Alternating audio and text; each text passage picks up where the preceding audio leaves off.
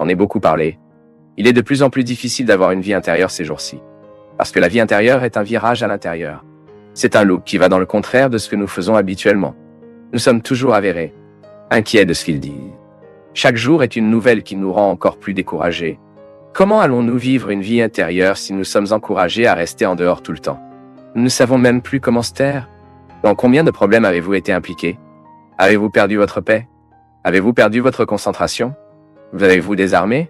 Acidifié le corps, comment puis-je dire? Cette décharge de mauvaises choses en vous, pour une situation que si vous étiez un peu caché, tout aurait résolu sans même vous en étions conscient. Oui, la facilité avec laquelle nous envoyons un message à un autre, et parfois même la cruauté de l'époque où nous choisissons d'envoyer cruel.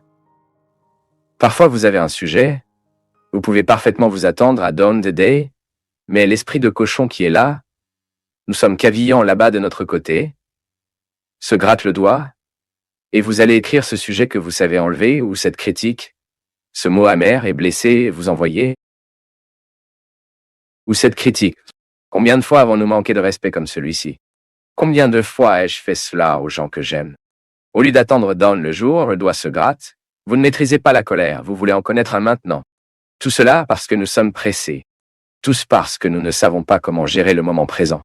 Tout cela parce que nous sommes pleins de fausses urgences qui tombent très malades. Et combien de fois, pour des raisons familiales, je suis allé. Connaissez-vous ce look que vous donnez sur votre téléphone au moment où vous vous levez à l'aube pour faire pipi? C'est le truc du diable, ne faites plus ça. Avant qu'il y ait eu cette excuse pour prier le temps, non? Ensuite, je me souviens qu'un jour il y avait un message d'un parent. À 3 heures du matin, je me suis réveillé pour faire un pipi et regardez. Non, je souhaite. Celui qui est mort, je souhaite. C'est un peu pire. Si vous mourrez, nous y voyons sur terre. Le problème quand c'est cela, il provoque un malaise en vous. De blessures, de manque de respect, de ressentiment. Ensuite, la personne meurt d'une autre manière pour vous. Ce qui est pire. Nous sommes tellement négligents de notre sommeil. Notre repos, il y a des gens qui ne se permettent pas de reposer ce téléphone portable à la main jour et nuit, et se coucher. Le téléphone portable va et à partir de 2 heures du matin, vous devrez vous lever l'autre jour et ne peut pas désactiver ce malheureux. Parce que c'est une terrible anxiété parfois que nous souffrons parce que nous prévoyons même la conclusion que c'est mauvais ou baumé. Combien de problèmes ne sont pas des problèmes? Et vous êtes terrifié quand cela se produit et que vous perdez déjà votre équilibre parce que vous n'avez pas eu la sensibilité, le flou de marcher vers ce qui se passe et de regarder si c'est vraiment un problème. Nous attendons avec impatience les gens. Parfois, l'autre vient d'arriver et vous avez déjà classé comme antipathique. Il ne vivait même pas. C'est tellement épuisant. Il nous prive tellement car c'est l'incapacité de vivre le temps que vous avez. Calmez-vous, laissez la personne arriver. Si vous ne l'aimez pas plus tard, vous avez toujours le droit de l'aimer, mais donnez l'occasion de savoir. Parce que vous pouvez être perdu, c'est peut-être une personne charmante, que vous êtes privé de savoir, de vivre, parce que vous vous êtes précipité pour le classer comme désagréable. Intéressant, mon peuple. Comme nous souffrons parce que nous ne sommes pas en mesure de comprendre le temps. Comme nous sommes des experts dans les angoisses aujourd'hui. Et l'anxiété n'est rien d'autre qu'une incapacité à gérer le temps. La personne anxieuse est celle qui vit à l'heure actuelle, une préoccupation qui appartient soudainement à demain, après-demain, le mois prochain, ou même un avenir que nous ne connaissons pas. Notre relation avec le temps, elle tombe malade. Père, j'apprends aussi. Une chose qui a très bien fonctionné pour moi, c'est de m'aider beaucoup à vivre ces derniers temps. Je mets des limites. Nous ne sommes jamais dans le temps que nous sommes. Ou plutôt, nous ne sommes jamais dans le temps que nous avons. C'est impressionnant. Où nous sommes occupés avec le passé, couvant ce que nous n'avons pas. Une personnalité cristallisée, malgré la croissance et l'évolution, a tendance à s'entourer de personnes qui corroborent leur façon d'être, en évitant les conflits qui pourraient faire une nouvelle façon d'être et d'être dans le monde viable. Vous voulez arrêter de grandir? C'est simple. Entourez-vous simplement de flatters. Parfois, flatteur ne vient pas au format conventionnel, comme nous le sommes habitués. Mais cela peut venir plus subtilement à travers les personnes qui ne contredisent jamais notre pensée. Lorsque nous parlons de flatterie, nous pensons immédiatement à cette procession qui se forme autour de personnes célèbres. N'oubliez pas cela. Je parle quand nous devenons des gens où les gens ont du mal à nous contredire. Et malheureusement, nous entourons uniquement ceux qui pensent la même chose. Tout comme nous. S'ils ne pensent pas exactement, ils font un effort pour sembler penser. Pour nous, de ne pas le couper à la racine, du moins, nous ne perdons pas le lien. Parfois, les gens qui tentent de rester à nos côtés, ils façonnent, ne nous contredisent jamais, ne disant jamais la vérité que nous devons entendre. Et il est si important dans notre croissance de vivre les confrontations. Nous grandissons tellement lorsque nous rencontrons une idée différente de la nôtre. Parfois, une pensée en face de la nôtre peut nous aider à d'abord fermement ce que nous pensons, car cela peut nous conduire à cette confirmation face à une réflexion d'un point de vue absolument contraire. Vous renforcez davantage ce que vous pensez. Mais parfois non. Ou parfois ce point de non-convergence vient précisément pour se réveiller et se réveiller à une nouvelle façon de voir les choses. C'est pourquoi il est si bon que nous avons des relations matures qu'ils ont le courage d'être en désaccord avec nous. Parce que c'est par désaccord que nous obtenons nos condamnations en nous. Essayez d'avoir les gens qui pensent avec vous, qui non seulement se forment à ce que vous dites. Faites tout pour avoir des relations où les gens ont la liberté de penser différemment de vous. Cela vous fera très bien. Vous grandissez beaucoup plus en tant que personne dans une ambiance émotionnelle qui vous permet d'être en désaccord. Et aussi d'accord, bien sûr. Nous avons tous, en quelque sorte, nous avons déjà vécu la force d'une voix en nous. Nous ressentons tous en quelque sorte la force qu'un mot a dans nos vies pour nous appeler, nous faire vivre, entrer dans un tombeau et être enterrés là-bas. Oubliez que la vie nous attend.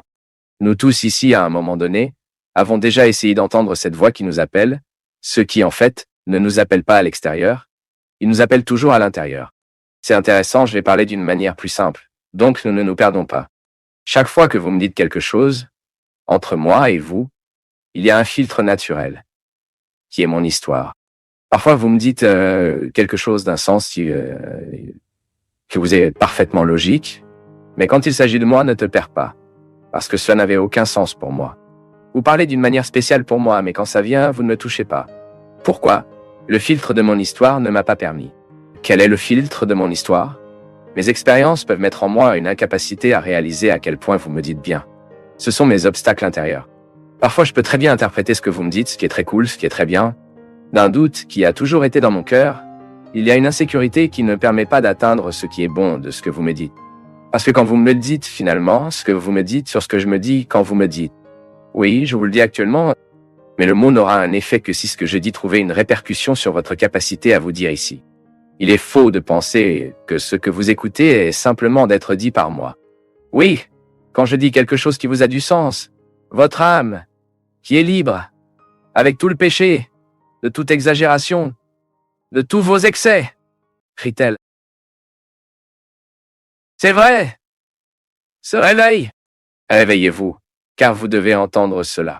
La répercussion de ce que dit un prêtre, quel pasteur, ce qu'un ami, parce qu'un ami a tant d'autorité sur nous. Une personne qui nous aime a tant d'autorité sur nous. Quand on nous dit quelque chose. Pourquoi est-ce que cela se répercute? Parce que vous, au fond de votre cœur, avez identifié cette voix comme un pâturage. Cette voix est un pasteur. Que signifie pasteur, les gars? C'est celui qui protège la rangée. C'est celui qui produit l'affection. De soin. La voix du pasteur a le pouvoir de me calmer. La voix du pasteur a le pouvoir de me retirer. Oui, parce que la paix chrétienne est toujours agitée. La voix de l'autre parle, arrive en moi, se répercute et je crie avec cette voix. Exact. Comme si vous l'avez fait, il ne peut pas être tenu lorsque la vérité nous arrive. Pourquoi parfois entendons-nous ce qui a du sens et nous ne nous rendons pas? Parce que nous résistions. Nous n'étions pas encore prêts pour cette vérité. Autant que notre âme est criée, nous n'étions pas encore suffisamment libres pour accueillir le bien du mot à venir. Le bien du mot à venir. Jésus Good Shepherd sera toujours pour nous un modèle de paternité, de maternité, d'amitié, de lien de mariage. Pourquoi? Jésus Good Shepherd nous rappelle que chaque fois que nous aimons quelqu'un, nous devons consacrer à ces gens des mots qui bergent l'âme. Nous avons besoin de notre autorité affective de dire ce que l'autre doit entendre. C'est pourquoi, mon peuple, que parfois nos relations sont des cheveux. Parce que nous échappons aux confrontations, nous nous éloignons de dire ce qui doit être dit. Combien de fois dans nos relations, pourquoi? Parce que nous n'avons pas vécu l'exercice du mot, ce berger. Jésus était extrêmement libérateur en son temps parce qu'il a établi un lien très direct entre le cœur humain et le cœur divin. Le cœur de Dieu, pleinement manifesté et incarné, a accueilli ceux qui ont traversé sa vie. Si nous voulons être essentiellement religieux, spiritualisés, nous devons le permettre. Nous devons ouvrir les fenêtres de nos cœurs et notre compréhension afin que nous ne nous perdons jamais dans cette vérité. Il n'y a aucun moyen d'aimer Dieu sans avoir aussi un amour pour l'humanité. Cette humanité qui est en moi, qui est en vous, cette humanité que parfois nous avons du mal à reconnaître comme faisant partie de la nôtre. Les gens qui sont très différents de nous, souvent marqués par une histoire personnelle difficile. J'ai été très audacieux, j'ai aussi été très préjudiciable. Non pas que j'ai cessé d'être, Tout le temps que je m'identifie à moi, certaines choses que j'ai besoin d'aller de l'avant, que j'ai besoin d'évoluer, que je dois la rendre différente en moi, mais je ne le perds pas de vue. Les problèmes humains, ce qui nous rend humains, blessent de la même manière et se réjouissent également de la même manière. Bien sûr, avec différentes proportions, cela dépendra de l'histoire de chacun de nous. Le fait est que je suis ici. Je suis humain. Vous êtes humain. Avons-nous besoin d'une manière ou d'une autre pour gérer la condition humaine, ce qui n'est pas facile? Ce n'est pas facile?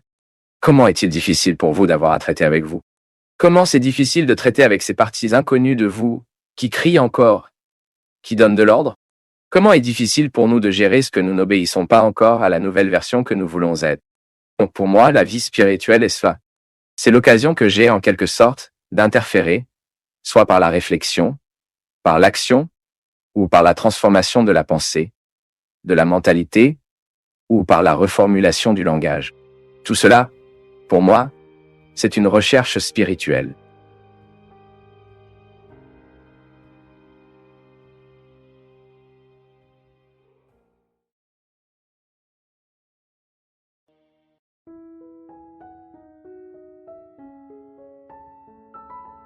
Père, savez-vous quand vous sentez que vous n'avez pas fait les meilleurs choix parce que vous avez toujours permis aux autres de faire pour vous et que vous devez ouvrir un nouveau temps? Savez-vous quand vous avez découvert les raisons de ces choix et de tout ce que vous aviez besoin de ne pas tomber à nouveau dans leur piège? Ou même cela et a des raisons concrètes d'être indifférente, sans force, mais a toujours réussi à s'accrocher à un détail qui refait surface des cendres et semble maintenant voir? Ouais, cher prêtre. En larmes et en honte, je te dis, je suis comme ça. Je ne suis pas malade. Personne n'est mort. J'ai de la santé, du travail, de la famille, mais je suis dans une phase de non-attitude et ceci me tue à l'intérieur. Je n'ai jamais eu le fondement émotionnel d'une famille. J'avais tout le matériel nécessaire. J'ai toujours cru que je formerais cette fondation dans une famille qui n'est pas encore arrivée et je ne sais même pas si elle arrivera. Mais aujourd'hui, je sais déjà, vraiment, les racines les plus profondes doivent même être jetées à la lumière de l'Évangile, où le divin ne peut agir qu'en nous alors que notre humanité travaille avec les bonnes attitudes, incertaines et même fausses. Mais agir sur la transformation est ouvert. Savez-vous, quand la raison dit qu'elle se lève et marche à les possibilités, de nouveaux paramètres et la capacité de rendre toute une vie en valeur et de ne pas être vécue de toute façon? Que pouvez-vous marcher seul, faire vos propres choix, parce que tout vous a appris une fois était une lecture de Dieu plus facile et non réalisée. Alors, prêtre, il semble que j'ai perdu la force de l'action, et je pense que Dieu n'agit pas ce moi. Je pense que j'aurai même la force de recommencer un nouveau collège, un nouveau départ. Cette fois pour le plaisir, qui sait, mais j'ai très peur. Je connais beaucoup de mes limites et quand je pense à eux, j'aime abandonner. J'aime ce que je fais, mais tout ce qui impliquait ce choix est venu avec un fardeau très lourd qui a augmenté trop plus tard. Savez-vous quand vous trouvez cela aux côtés de certaines personnes que vous voulez et encouragées à être meilleures et que par les décalages de la vie, vous ne pourriez jamais être proche d'eux? Et d'un autre côté, là où il perd la force de tout ce qu'il propose, sachant que le fondamental de tout est une décision personnelle pour le changement. Et maintenant je souffre parce que je sais qu'arrêter aucune indifférence et omission, pour moi, est mort. Donc j'ai peur de commencer de nouveau dans des zones inconnues, et très faibles pour essayer différentes formes dans de vieilles choses. Je ne sais pas si vous pouvez me dire beaucoup, mais vous pouvez comprendre que le prêtre est drôle-camp à des moments de notre vie. Nous passons par des crises où tout ce que... Ici, vous avez un exemple très clair d'une fille à succès professionnel qui, à un moment donné, entre dans un processus de crise et elle a vraiment besoin d'aide. Et même parce que maintenant, je suis sûr que beaucoup de gens passent par la crise, cette crise après un certain moment, pour avoir construit cela, pour avoir étudié, pour avoir choisi, vous commencez à remettre en question les choix que vous avez faits. Nous traversons tous cette crise. Ce que j'ai choisi pour moi. Où ai-je lié mon juif? Non. Tu n'as pas cette histoire? Et c'est très triste. À un certain moment de votre vie, vous constatez que vous avez fait le mauvais choix. Que vous n'avez pas saisi la bonne occasion. Un moment de notre vie vient, mon peuple, que nous examinerons celui que nous avons choisi, éloge que nous avons accordé, loué que nous avons perdu, loué que nous avons gagné. Que parfois, l'opportunité brille devant nous. Parfois, ça passe par des gens merveilleux, des situations merveilleuses. La situation brille sous nos yeux, nous ne prenons pas, passer les charges de vie, ce n'est pas utile. Les choix d'aujourd'hui seront facturés à l'avenir et parfois dans un avenir très proche. Ce que nous choisissons pour nos vies aujourd'hui, ce sera une conséquence dans un certain temps. Et puis nous devrons le compter à la fin. Tout comme une situation horrible, mais apparemment attrayante brille, nous le prenons, nous courons après, nous le faisons, et ensuite cela devient une destruction pour nous. Mon peuple, nous devons être très prudents avec ce processus de crise. Premièrement, parce que nous risquons d'être injustes. Parfois ce n'est pas tout ce qui ne va pas, parfois c'est un détail. Mais nous lisons le tout du détail, et c'est le soin que vous devez prendre. Quel est l'endroit? Quelle fenêtre de votre maison, de la maison de votre vie cherchez-vous? Quelle fenêtre avez-vous privée? C'est là que vous commencerez à conclure que la matérialité de la vie n'a de sens que si elle est soutenue par une spiritualité. Et aimer est spirituel, n'est-ce pas? Autant que c'est physique, nous nous embrassons, nous jouons, nous rapprochons l'autre, nous prenons, nous cherchons. L'amour d'un père pour son fils, par exemple, est physique tout le temps. C'est l'amour du déplacement. J'emmène mon fils à l'école. Je cherche mon fils à l'école. Mais tout cela est motivé par un spirituel en nous. C'est cette dimension immatérielle de l'amour qui nous fait vivre la crise de la bonne façon. Il est très triste que vous trouviez des gens enfermés dans leur demeure. Et il n'y a pas d'amis qui entrent là pour profiter de cette beauté, cette richesse. Si nous sommes sans stabilité spirituelle, émotionnelle, affective, nous ne réalisons pas pour attribuer un sens à tout ce que nous avons construit matériellement. C'est ainsi que nous expliquons, mon peuple, le malheur des riches qu'il y a même un ami pour entrer dans la maison et profiter du plaisir qu'elle a. Quelle est la contradiction ici? J'ai cherché, je l'ai fait, mais maintenant je n'ai personne pour partager ce que j'ai trouvé et ce que j'ai fait. Parce que, regardez les gars, je vais vous être témoin de cela que j'éprouve dans ma chair. Pour ce que je vois, pour ce que je ressens, le pire n'est pas d'être en crise. Le pire, c'est que vous n'avez pas quelqu'un avec qui vous pouvez partager votre crise. C'est le pire de toutes les crises. C'est que vous reconnaissez que face à vos problèmes, vos difficultés, vous êtes seul. Vous n'avez personne vers qui vous tourner. C'est drôle, non? Nous trouvons des gens qui endurent très bien la pauvreté matérielle et qui vivent tranquillement pauvres. Maintenant, si la richesse affective, la richesse spirituelle fait défaut, il ne reste plus rien de nous. Nous pouvons avoir un appareil de réussite, un succès, une reconnaissance autour de nous. Mais si nous n'avons pas quelqu'un pour nous regarder dans les yeux et nous dire « Regardez, félicitations pour le succès », quelqu'un que vous savez que vous vivez vraiment avec ce moment avec vous. La crise est établie et elle devient définitive en nous. La plus grande pauvreté que nous pouvons vivre dans la vie est la suivante. Je regarde mon téléphone, voir 200-300 contacts, mais je ne reconnais pas en 200-300 contacts quelqu'un que je peux appeler pour pleurer, pour dire mes difficultés, et savoir que de l'autre côté, je trouverai quelqu'un avec un mot que cela m'aidera vraiment à vivre la difficulté de la vie. La solitude, mon peuple, est l'une des choses les plus blessantes auxquelles nous pouvons affronter dans la vie. Lorsque vous n'avez même pas pour qui vous quittez votre héritage, n'est-ce pas? Et ce n'est pas seulement l'héritage matériel, non. Cette expérience mutuelle de soins et de soins, c'est profondément réalisateur dans la vie d'une personne. Et c'est ce qui manque, c'est ce qui génère une crise, c'est ce qui génère de la tristesse. Lorsque vous vous rendez compte que votre monde est vide, il a une bonne structure matérielle, il a une bonne structure de réalisation, mais le meilleur d'entre eux manque, ce qui est la réalisation affective. Parce que, parfois, mon peuple, nous ne pouvons pas l'obtenir à l'intérieur, nous ne pouvons pas le faire avec la famille, mais vous avez un ami qui est comme un frère. N'est-ce pas vrai? Nous pouvons tous être témoins de cela. Dans de nombreux moments de notre vie, ceux qui nous tiennent ne sont pas nos frères. Ce ne sont pas nos proches. Non. Qui nous tient à tenir tête aux étrangers qui sont arrivés, mais qui sont devenus des éléments fondamentaux de notre vie à cause de la manière responsable qu'ils nous ont regardés, nous ont ajoutés. Si la personne ne nous ajoute pas, s'il ne nous fait pas grandir, si nous ne sommes qu'un dépôt de ses besoins, elle ne nous ajoute avec rien. Et nous constatons que nous vivons parfaitement sans lui. Malheureusement, mon peuple, nous avons beaucoup de collègues, mais de vrais amis et amis qui ajoutent, qui disent quelque chose, qui a une nouvelle vision pour nous prêter. C'est très beau. Vous êtes avec des gens qui ont une nouvelle vision pour vous aider à voir la vie.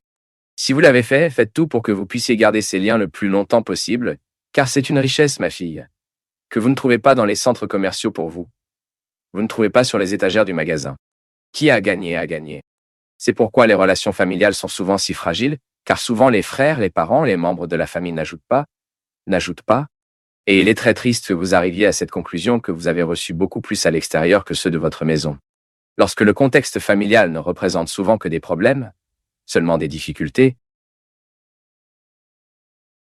ce ne sont pas des gens qui vous ajouteront. Ce ne sont pas des gens qui vous promouvront, qui vous aidera à surmonter vos difficultés. Nous sommes donc fragiles, nous n'aurons pas cette référence. Mais si vous arrivez à la conclusion que vous n'avez pas la référence dans votre maison, il est idéal d'y aller. Mais commencez ensuite à établir des obligations qui peuvent vous représenter cela. Les gens qui vous aideront vraiment à gagner dans la vie, à guérir une partie de cette aridité affective que vous avez, cette aridité spirituelle, des gens qui vous aideront à surmonter ces crises qui seront à vos côtés à leur époque. Il y a des moments où nous plantons, il y a des moments où nous récoltons. Heureusement, ma fille, c'est que vous n'avez que 33 ans et qu'il est encore temps de planter beaucoup de bonnes choses pour inverser cette image de famille.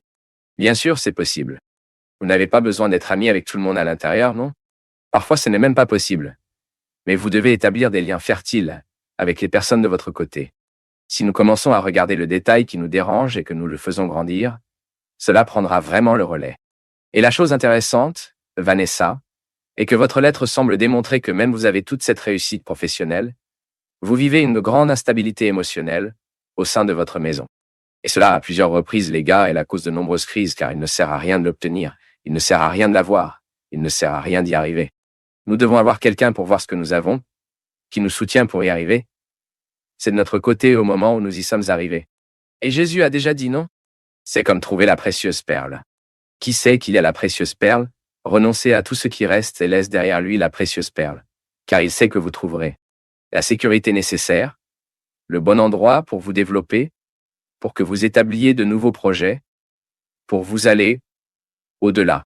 Les gens qui vous regardent d'une manière nouvelle, les gens qui nous regardent d'une manière ancienne. Et cela ne fait aucune différence. C'est horrible que nous ayons l'air vieux. Nous trouvons quelqu'un qui s'étend à nous, qui nous donne l'occasion d'être merveilleux. J'en fais l'expérience dans ma vie tout le temps. Avec des amis qui, Dieu merci, j'ai fait tout au long de ma vie. Les gens qui m'ont fait grandir, les gens qui parlent le bon moment, vous savez. Puis suivent votre processus de manière responsable, découverte, accompagnent dans la complicité, veulent nous faire grandir, veulent que nous construisions. C'est très bien, mon peuple. Lorsque vous trouvez des gens qui jouent ce rôle dans votre vie, Vanessa, cette sécurité affective, elle est très nécessaire.